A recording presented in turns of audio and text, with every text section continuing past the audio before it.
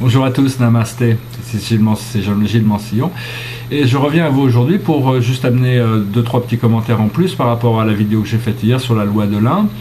Et donc pour expliquer, bon, cette loi c'est avant tout des principes essentiels, fondamentaux qui vont nous permettre de comprendre, sortir de la dualité pour reconnecter, ils vont nous servir dans toute la construction de notre société. Et il y a un autre principe essentiel que j'ai pas parlé, mais qui me paraît important quand même de dire, c'est qu'il y a une règle d'or à l'intérieur de cette loi, qui est le serment d'Hippocrate. On en a déjà parlé, mais c'est-à-dire de ne faire de mal à personne. C'est-à-dire qu'à partir du moment où vous ne faites de mal à personne, vous pouvez exprimer votre créativité comme vous voulez. L'univers, les créateurs, les anges, personne ne va vous contredire, quoi. Le problème, c'est que bon, sur Terre, nous vivons avec des lois extrêmement restrictives qui vont devoir être mises à jour, changées, beaucoup vont disparaître.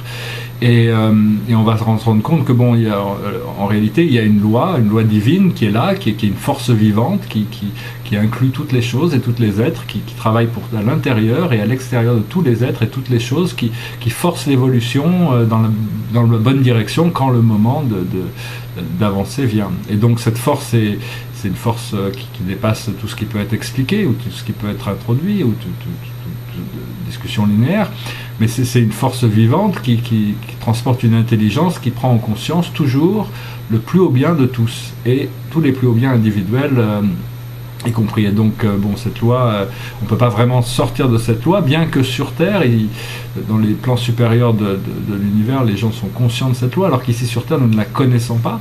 Et donc tous les jours, en tant qu'humains, nous vivons notre vie en tant qu'être humain et nous transgressons cette loi constamment. Il y a toujours des choses parce qu'on est inconscient.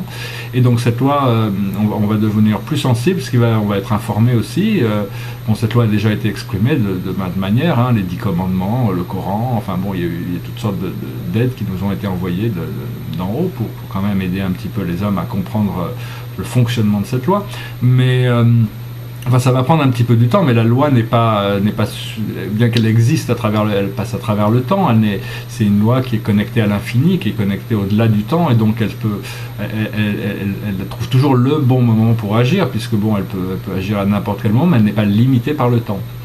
Et donc ce qui m'amène à parler d'un autre sujet rapidement, qui est la manière de résoudre des problèmes depuis un point de vue spirituel. C'est-à-dire que dans le monde matériel, on a un problème et puis on va dans le monde et on essaie de résoudre notre problème. Alors que d'un point de vue spirituel, on rentre en transe, on rentre en méditation, on projette notre conscience dans l'infini. Et depuis cette position, nous avons une vision totalement différente de la ligne temporelle et du problème. Et donc, il est possible de faire des changements dans l'infini qui nous permettent justement de revenir dans le temps et d'avoir le problème résolu, c'est-à-dire d'avoir la solution, parce que il y a beaucoup de solutions à certains problèmes qui n'existent pas dans la troisième dimension. Les problèmes existent, mais les solutions n'existent pas. Alors on finit par tourner en rond. La seule manière que vous avez de résoudre ces problèmes de manière efficace, si un jour vous cherchez à entreprendre ce genre d'exercice, c'est de rentrer en méditation, aller dans l'infini, et là vous serez guidé, vous retrouverez quelque chose qui vous informe sur la nature de votre problème et surtout sur la solution. Et donc voilà, donc l'infini, c'est pas quelque chose qui est définissable par définition. L'infini est complètement indéfinissable, mais c'est une sphère d'énergie qui existe déjà. Bon, c'est pas infini dans le sens infini, dans le sens absolu du terme. Il n'y a qu'un seul infini en réalité. C'est les dieux qui étaient avant l'origine et qui seront après la destinée. C'est la somme de tout. Enfin, je veux dire, c'est complètement indéfinissable, l'infini, parce que bon, on peut pas l'approcher comme ça.